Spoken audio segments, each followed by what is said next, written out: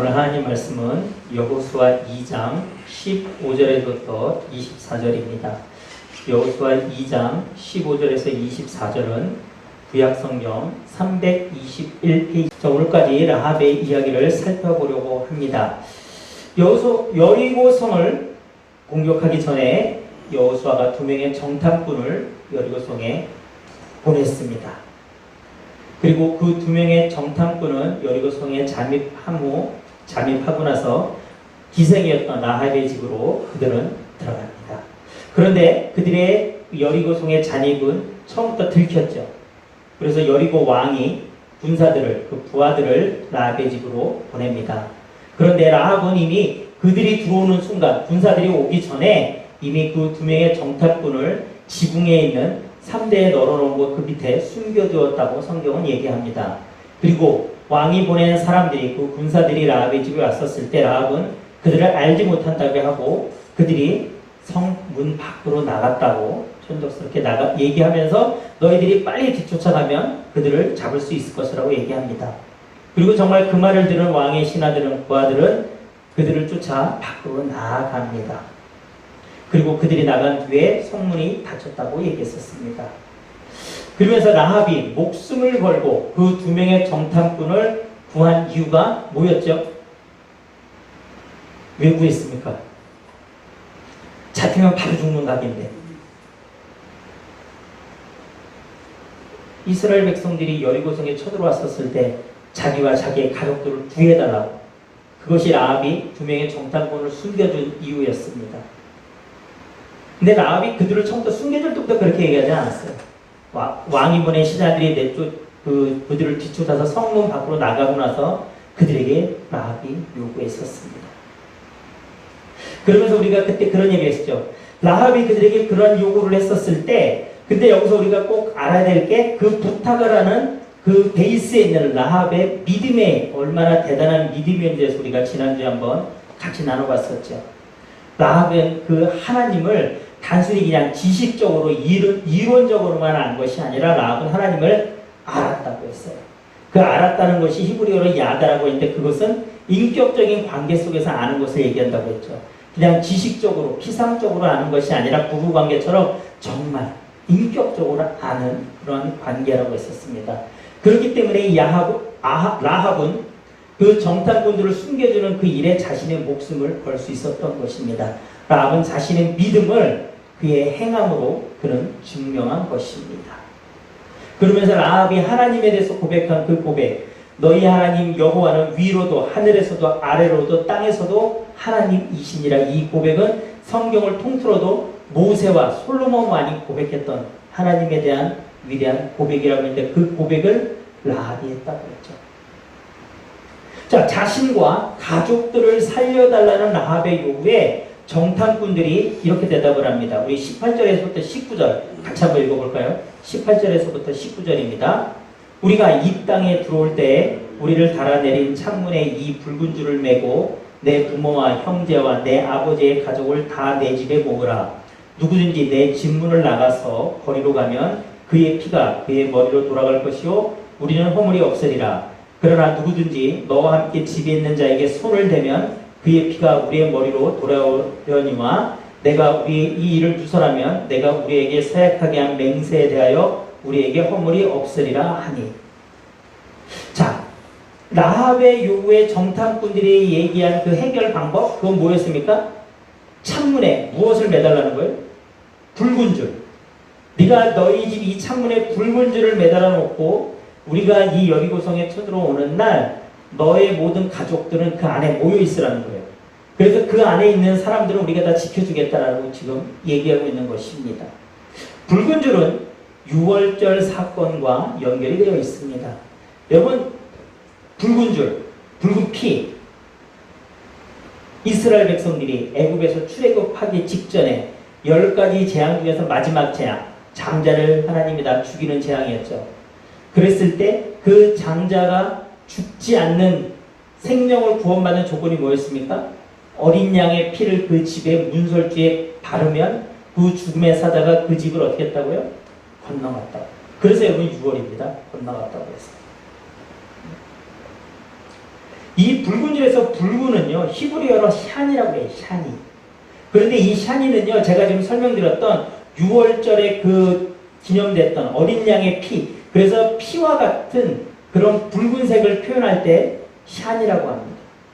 그리고 성경 전체에서 이 샤니는요, 소망을 뜻했어요. 왜 그랬냐면, 여러분, 이 의미가, 우리 지난번에 그 성막을 만들었을 때도 성막 입구에 홍색실이 들어가요. 홍색실로 짜그덩이 홍색실이 포함돼서, 그런데 그 홍색실이 원어로 보면 샤니입니다. 샤니. 그런데 여러분, 성막은 나중에 무엇이 됩니까? 성전이 되고, 성전은 다시 오실 예수님의 모형이었죠. 그래서 예수님이 요한복음에 내 몸이라고 얘기를 하지 않습니까? 그리고 여러분, 제사장이 입었던 그 제사장의 그 옷에도 홍색 실이 들어갔습니다. 그리고 샨이라고 표현되어 있어요. 여러분, 제사장은, 우리의 영원한 제사장은 누구십니까? 하나님 앞에 우리를 위해서 영원히 서원하신 분, 예수님이 우리의 영원한 제사장이셨죠. 그러니까 여러분, 그래서 이 전체적으로 이 성경의 맥락 속에서 붉은 샤니는요, 소망, 구원에 대한 소망을 얘기했습니다. 그런데 이 붉은 줄이 구원의 열쇠가 될 수 있는 소망이 되기 위해서는 우리에게 요구되는 것이 있었습니다. 바로 정체성을 분명히 하라는 것입니다. 오늘 본문의 정탐꾼들이 라합에게 요구하는 것은 어찌 보면 창문에 붉은 줄 하나를 매라는 것이지만 그 베이스에 깔려있는 그들의 그 의도는 그것입니다. 내가 붉은 줄을 내 창문에 건다라는 것은 너는 하나님께 속한 우리와 같은 자들이라는 것을 표현하라는 것입니다. 정탐꾼들은 라합에게 얘기한 것입니다. 너는 네 소속을 지금 분명히 하라는 거예요. 네가 과연 우리에게 속하는 것인지 아니면 지금 이방신을 섬기는 그 이방 민족 그대로인지를 너는 명확하게 드러내라는 것입니다. 네가 그 붉은 줄을 네 창문에 매지 않는다면 너는 가나안에 속한 이방 민족일 뿐이고 그렇다면 너희들은 죽을 수밖에 없다라고 지금 정탐꾼들은 라합에게 얘기한 것입니다. 네 정체성을 분명히 하라. 이것은 출애굽기 12장에 아까 계속 얘기했던 10가지 재앙 중에서 그 어린 양의 피를 문설주에 발랐던 그때와도 여러분 동일합니다. 여러분, 어린 양의 피를 문설주에 바르는 것이 그 당시 유대인들에게만 적용됐을까요? 만약에 애굽 사람 중에서 그 말을 듣고 정말 그래 나도 발라야지 혹시 그러면 구원받을 수 있지 않을까? 생각하고 어린 양을 잡아서 문설주에 피를 발랐다면 죽음의 사자가 그 사람은 애굽 사람이니까 발라서도 상관없이 죽였을까요? 그 장자를요? 어떻게 생각하십니까? 아니에요. 애굽 사람 중에서도 그 하나님의 말씀을 신뢰하고 믿어서 어린 양의 피를 문설주에 발랐다면 그 집은 지나갔을 것입니다. 그 사람이 어떤 민족인지 왕인지 귀족인지 평민인지 노예인지는 중요하지 않았습니다. 오직 나와 내 가족이 하나님께 속한 자임을 분명히 하는 것이 그것이 핵심 포인트였습니다. 하나님이 하나님의 자녀들에게 원하는 것은 분명합니다. 너는 지금 너 있는 자리에서 너의 소속을 분명히 하라는 것입니다. 지금 여러분의 삶 속에서 여러분은 누구에게 속해서 살고 계십니까? 세상에 속한 자입니까? 하나님께 속한 자입니까? 우리의 삶 속에서요, 하나님은 끊임없이 그 질문을 우리에게 하십니다. 그리고 그 끊임없는 그 질문에 대답하기 위해서 우리가 여러분 치열하게 싸우는 것, 그것이 바로 영적 전쟁입니다. 라합과 정탐꾼들은요, 오늘 본문의 약속을 서로 잘 지켰습니다. 그리고 그 결과 이스라엘이 여리고성을 함락시켰을 때 라합과 그의 가족은 구원을 받습니다. 여호수아 6장 25절에 보면 여호수아가 기생 라합과 그의 아버지와의 가족과 그에게 속한 모든 것을 살렸으므로 그가 오늘까지 이스라엘 중에서 거주하였으니 이는 여호수아가 여리고를 정탐하러 보낸 사자들을 숨겼음이었더라. 그리고 그 라합은 여러분 그 두 명의 정탐꾼 중 한 명이었던 살몬과 결혼합니다. 그리고 예수님의 족보에 그 이름이 올라가죠. 제가 지난주에도 한번 말씀드렸었죠. 마태복음 1장 5절에서 6절에 보면 마태복음 1장은 예수님의 족보를 쫙 나열하는데요. 거기 보면 이렇게 나옵니다. 살몬이 라합에게서 보아스를 낳고 보아스는 루색에서 오벳을 낳고 오벳은 이새를 낳고 이새는 다윗왕을 낳으니라. 여러분 예수님의 위에 조상 중에는 육적으로는 다윗왕이 있죠.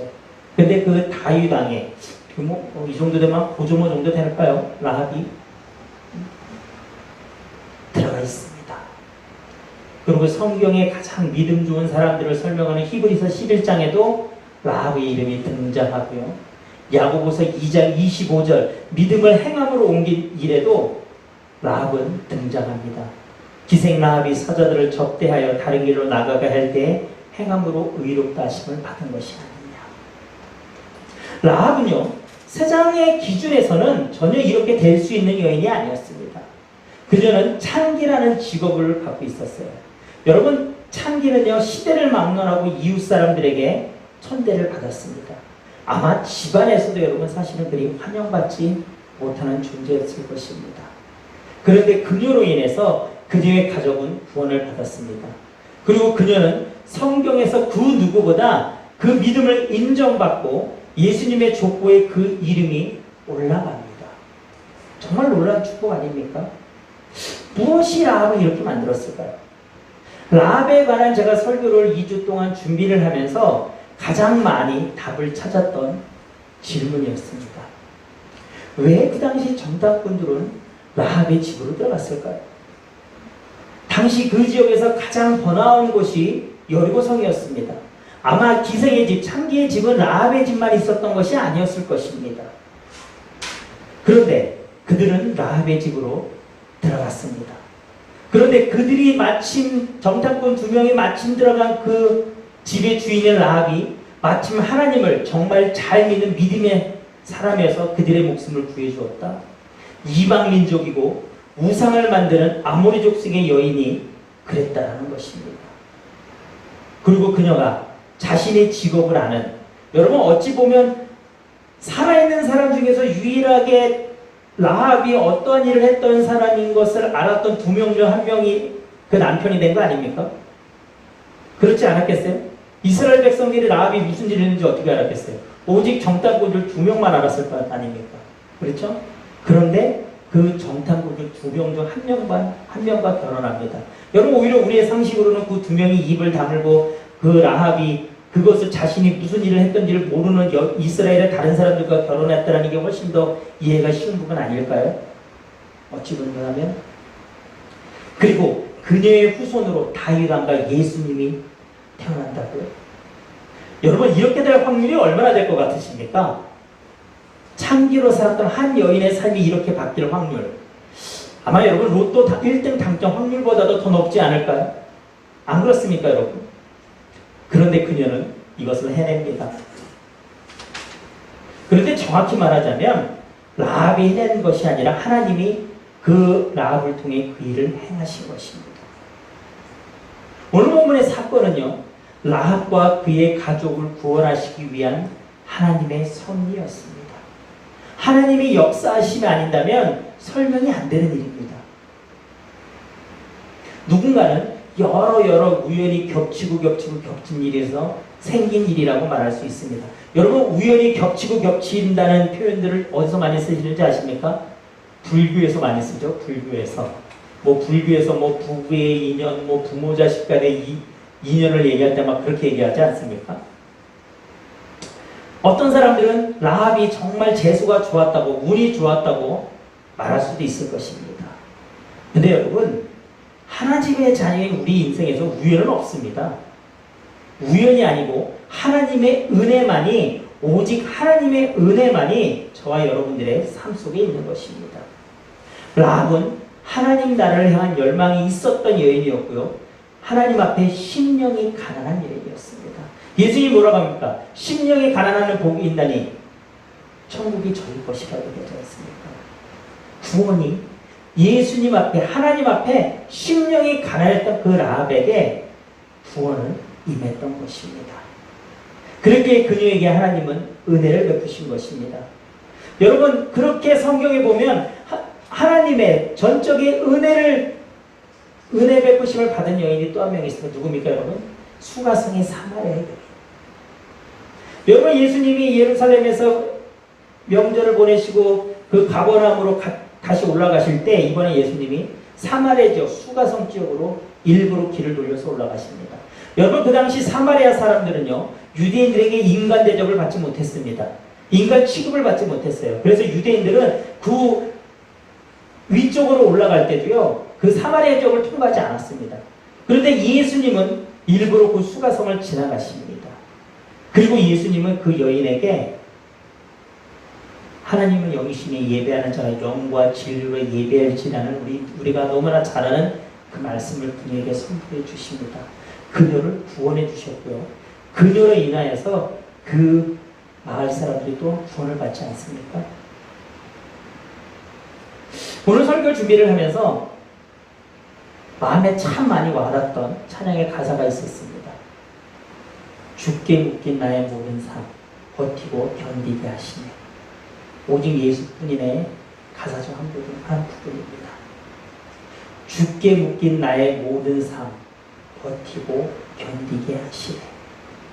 여러분 우리 삶은 주님 앞에 묶여있는 삶입니다. 주님의 그 죽으심으로 그 귀한 보혈로 우리들은요 주님 앞에 묶여있는 그 삶을 살고 있는 사람들입니다. 이 묶임은 내가 잡고 있는 묶임이 아니라 주님이 꽉 잡고 계신 묶임입니다. 나는 때로 수없이 많이 이 묶임의 한쪽을 풀어놓아 버려고 합니다. 풀어놓을 때도 있습니다. 하지만 그 다른 한쪽을 주님이 꽉 붙잡고 계시기 때문에 내가 다시 돌이켜서 그 묶임의 한쪽을 다시 붙잡으면 살 수 있는 것입니다. 다시 내 삶이 회복되는 것입니다. 고난 속에서 버틸 수 있고 주님 바라보며 기도할 수 있는 것입니다. 죽게 묶인 나의 모든 삶. 라합의 삶은 하나님 앞에 묶여있는 삶이었습니다. 하나님이 그녀의 삶, 그녀를 묶어놓으셨던 것입니다. 그리고 그녀를 구원하셨던 것입니다. 하나님은 하나님의 일을 하는 데 있어서 사람을 사용하는 데 있어서 제한이 없으신 분입니다. 누구든지 하나님 앞에 돌아오기만 한다면, 누구든지 하나님 앞에 심령이 가난하기만 한다면, 누구든지 하나님 앞에 순종으로 동참하기를 원한다면 하나님은 하나님의 일에 그 사람을 동참시키십니다. 그리고 은혜로 이끌어 가십니다. 오늘 라합처럼 말입니다. 여러분 라합은 이방민족 사람이었다고 우리는 알고 있습니다. 그리고 우상을 섬기는 그 가나안 족속 중에서 여러분 우상을 직접 만드는 일을 담당했던 아모리 족속의 여인이었습니다. 그런데 그녀의 그 여인 그리고 창기였던 그녀의 인생이 역전된 것입니다. 그리고 온 인류를 향한 하나님의 원대한 그 계획에 그녀는 쓰임받습니다. 여러분 삶 속에서 이런 역전의 삶을 여러분들은 소망하지 않으십니까? 하나님의 일에, 하나님이 우리 인류를 하시는 일에, 하나님이 내 이웃을 향한 일에, 하나님이 내 삶을 향하신 그 계획에 내가 정말 멋지게 쓰임받고 싶은 소망이 없으십니까? 여러분 그 소망이 여러분 가운데 있으셔야 합니다. 그냥 어떤 술에 물 탄 듯 물에 술 탄 듯 사는 것이 아니라 정말 그 정체성을 분명히 가지고 여러분 그 정탐꾼들이요 라합에게 이렇게 얘기를 했잖아요. 우리가 올 때 그 창문에 그 붉은 줄을 매달아 놓으라고 하지 않습니까? 그런데 여러분 라합이 붉은 줄을 언제 매달았는지 아십니까? 여러분 본문을 보면요. 여러분 그들이 떠나가자마자 라합이 바로 여러분 창문에 붉은 줄 매달아 놓습니다. 라합의 입장에서는 여러분 자신의 하나님의 정말 이제는 내가 선택받은 백성이 되었다라는 것에 대한 추정이 없었다라는 거예요, 여러분. 그냥 이스라엘 백성들이 쳐들어올 때까지 숨지기고 그냥 나는 모르는 일이야 하고 가만히 있다가 그들이 쳐들어오는 날 줄여놔야지. 혹시 우리 이웃이 알면 어떻게? 혹시 다른 족속들이 알면 어떻게? 그게 아니었다라는 거예요, 여러분. 라합은요 적당그들의 그 말을 듣자마자 그들이 떠나가자마자 창문에 붉은 줄을 매달아 놓습니다. 그녀는 자신이 있었던 것입니다. 그녀는 하나님의 자신을 보여주실 것을 확실히 믿었던 것입니다. 그렇게 그녀는 쓰임받을 수 있었습니다. 여러분 하나님의 자녀인 우리들이 이 세상을 살아갈 때 우리에게 꼭 있어야 될 것이 이 정체성입니다. 나는 하나님의 자녀라는 것, 부끄러워 여기는 것이 아니라 정말 그냥 숨겼다가 내가 필요할 때만 드러나는 것이 아니라 모든 순간 나는 하나님의 자녀로서 명예 지키며 살아가야 합니다. 그럴 때 우리 삶 속에 하나님의 은혜가 임합니다. 라합에게 임했던 그 은혜가 임하고요. 우리 삶이 역전이 일어납니다. 우리 삶에 회복이 일어나고 부흥이 일어납니다. 주님께 돌이키시고 내 정체성을 주님 앞에 확실히 드러내며 주님의 은혜를, 주님의 역사하심을 소망하시기를 주님의 이름으로 축원합니다.